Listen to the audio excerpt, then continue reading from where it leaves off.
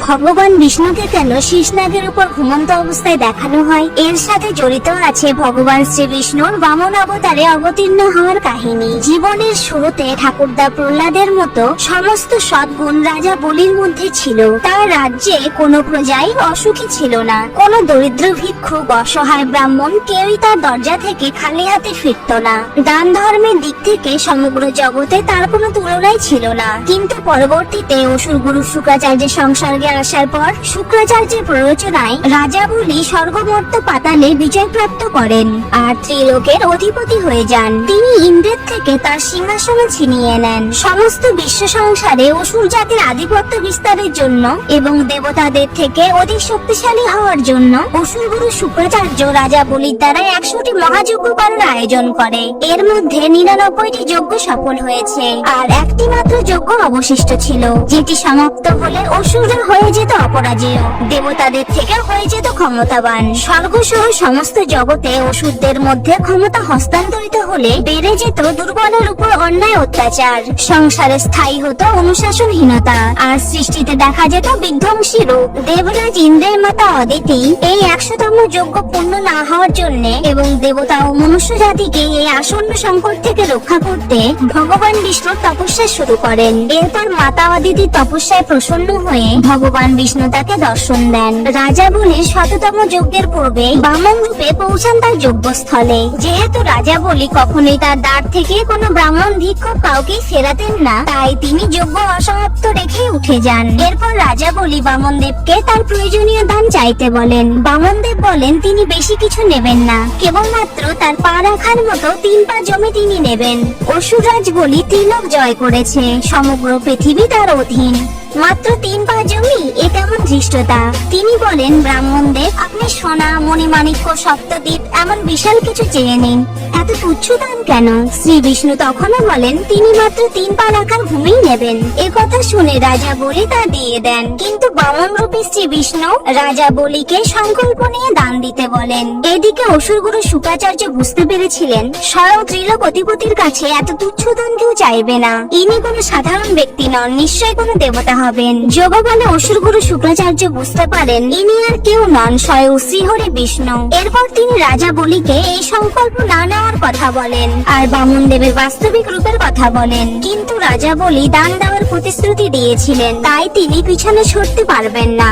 রাজা বলি মাতা লক্ষ্মীর পরম ভক্ত ছিলেন।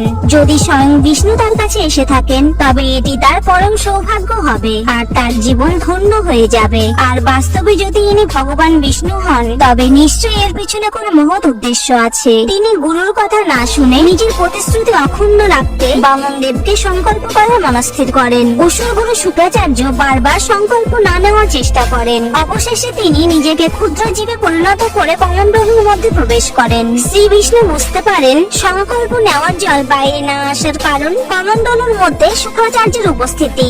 এরপর শ্রী বিষ্ণু একটি কাঠি দিয়ে খোঁচা দেন আর সেই আঘাতে কমণ্ডলু থেকে বেরিয়ে আসেন অসুররাজ শুক্রাচার্য। এই আঘাতের জন্যই অসুররাজ শুক্রাচার্যের একটি চোখের জ্যোতি চলে যায়। এই সংকল্প থেকে বাঁচাতে তার একটি চোখ নষ্ট হয়েছে, তাই অসুর গুরু শুক্রাচার্য রাজা বলিকে অভিশাপ দেন অসুররা কোনোদিন দেবতাদের কাছে জিততে পারবে না। আজ পর্যন্ত রাজা বলি যা অর্জন করেছে ত্রিলোকের আধিপত্য, ঐশ্বর্য সব হারাবে। এই বলে ক্রোধে তিনি সেখান থেকে প্রস্থান করেন। অভিশাপ অগ্রাহ্য করে অসুররাজ বলি সংকল্প নেন বামন দেবের 3 পদের নিচে যে যে স্থান পড়বে তা তিনি সম্পূর্ণ তাকে সমর্পণ করবেন। এরপর বামন রূপী শ্রীহরি বিষ্ণু নিজের আকার বিশাল থেকে বিশাল আকার করলেন। সেই ব্যাপ্তি ছড়িয়ে পড়ল সমগ্র ব্রহ্মাণ্ডে। এরপর তিনি তার একটি পা পৃথিবীতে রাখলেন আর এক পা স্বর্গলোক সহ সমস্ত ব্রহ্মাণ্ডে রাখলেন। এরপর তিনি রাজা বলিকে বললেন আমার 2 পদের মধ্যেই পৃথিবী সহ সমস্ত ব্রহ্মাণ্ড আমার অধীন। এবার বলো তুমি নিজের সংকল্প কিভাবে পূর্ণ করবে? আমার 3য় পদ এখনো বাকি রয়েছে। ধর্মাত্মা রাজা বলি ভগবান বিষ্ণুর দর্শনে নিজেকে সৌভাগ্যবান মনে করেন। তিনি বলেন প্রভু এ সবকিছু আপনারই অধীন। আমি আমার সংকল্প পূর্ণ করতে আমি আমার মস্তক আপনাকে অর্পণ করছি। আপনি আপনার 3য় পদ আমার মস্তকে রাখুন। এরপর ভগবান শ্রীহরি বিষ্ণু তার 3য় পদ অসুররাজ বলির মস্তকে রাখেন আর তার পায়ের ভারে বলি পাতালে প্রবেশ করেন। বলির এই মহানতা ও ত্যাগে প্রসন্ন হয়ে ভগবান বিষ্ণু তাকে পাতাল লোকের অধিপতি বানিয়ে দেন আর সর্বদা তার সাথে থাকার আশীর্বাদ করেন।